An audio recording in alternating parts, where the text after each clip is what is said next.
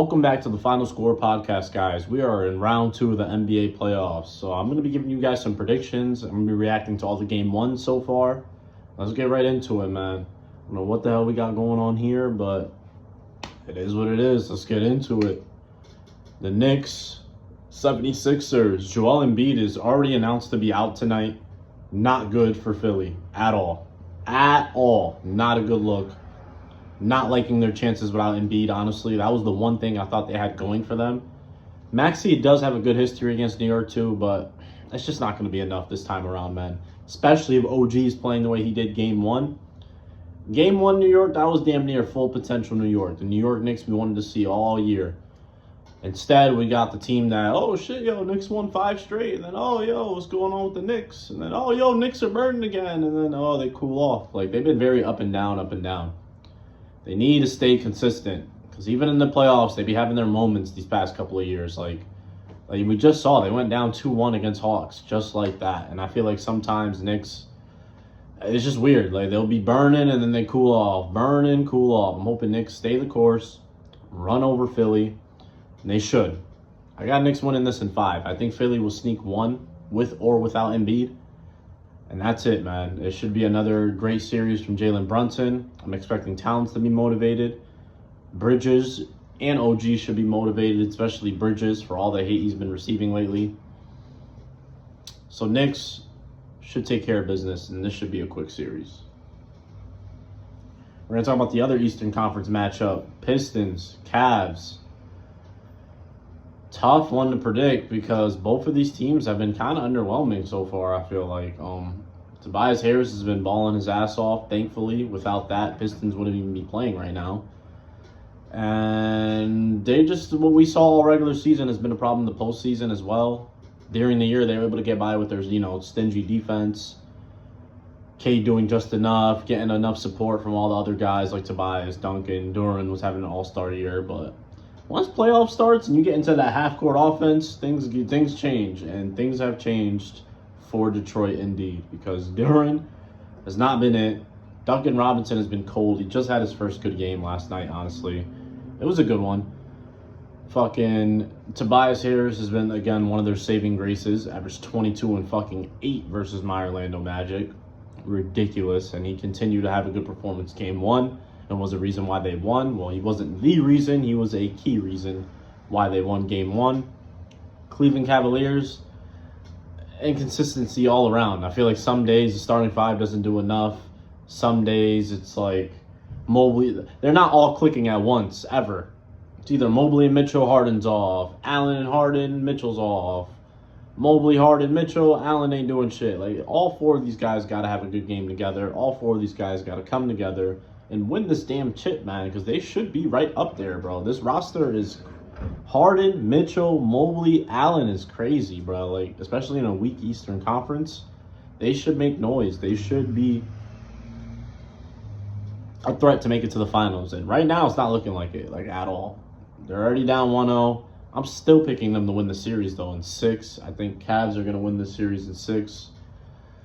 I think the talent outside is just too much. They should have too much offense for fucking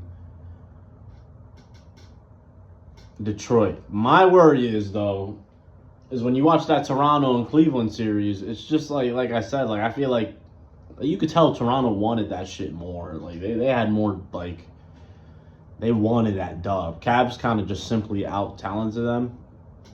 Had the better players, straight up. And they were able to get the job done. I kind of think that's what's going to happen here in Detroit. It's going to be a lot of close games, and I just think all those guys are going to be too much for Detroit.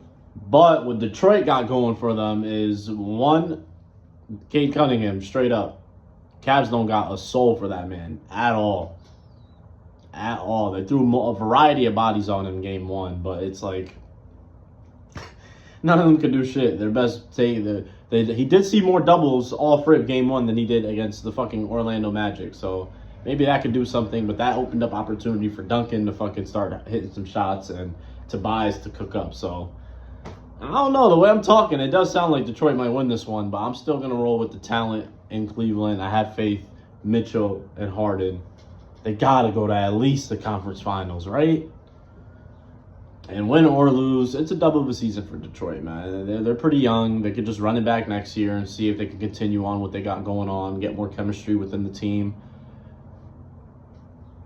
Durant's playing for a contract right now. I would like to see him step up a little bit. He did play better, but it's now nowhere near he was in the NBA. He might make he might be all-team NBA, third team. So it's like, we need to see that. They're going to need it this series.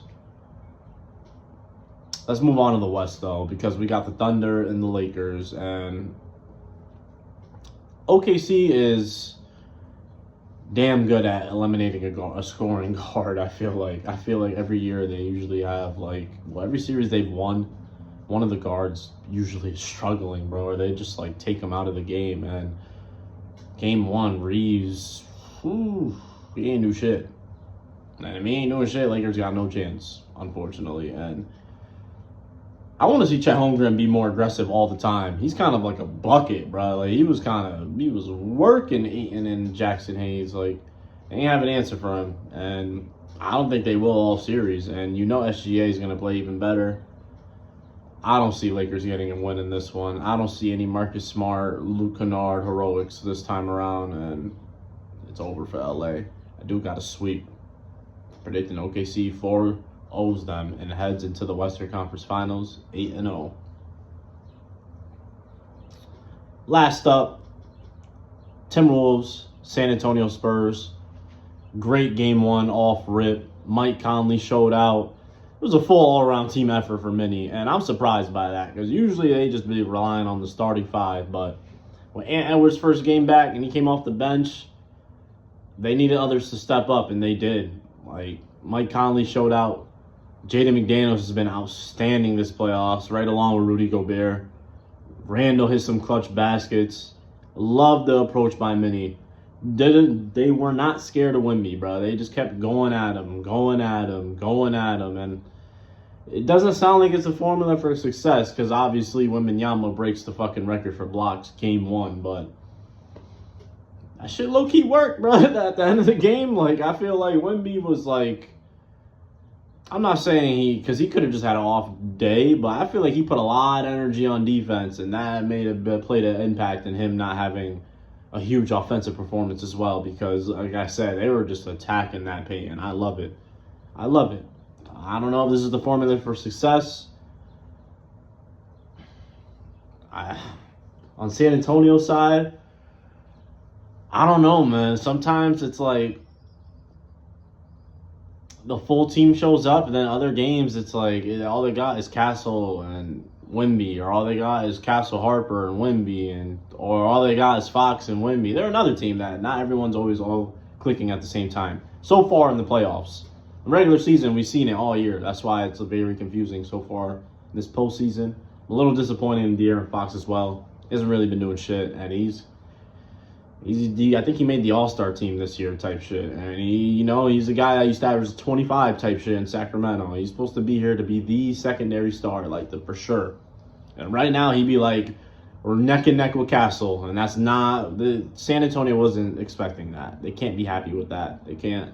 They traded for again, a 20-point guy and a second All-Star is what they're supposed to be getting. Maybe Fox steps it up. They're going to need to. He's going to have to if they're going to beat Minnesota, because as of right now, I have Minnesota winning the series. Maybe I'm just fucking overreacting to the 1-0 lead, but I'm liking what I'm seeing, man. Jaden McDaniels and Gobert are fucking locked in, and I know Anthony Edwards is going to turn up as soon as he starts to get back to 100%. He was already hitting clutch baskets. Randall's doing his thing. They're getting fucking help from the bench and Conley, Minnie's looking spooky, and if they beat fucking Nuggets followed by Spurs, and then they got to play Thunder, I'm not writing them all versus Thunder. And for the San Antonio Spurs, if they do win this series, I'm not really liking their chances against OKC as of right now. I'm not going to lie. I don't think they won't have enough play all around. I feel like they would lock up Castle and Harper, no? And yeah, Wemby could go bananas, but is he going to be OKC 1 on fucking 10? And yes, Spurs have other players. I'm not saying, they got their Vassell's, their Keldon Johnsons, but they've been non-factors low-key so far, so I don't know. Those are my NBA round 2 predictions. We got Knicks in 5. We got a fucking Cavs in 6. Thunder sweep. Mini in 7. I didn't say how many games. I think that series goes 7 and Minnesota wins. And we're going to see what happens when we get to the conference finals, man. It's your boy Seb. I'm out.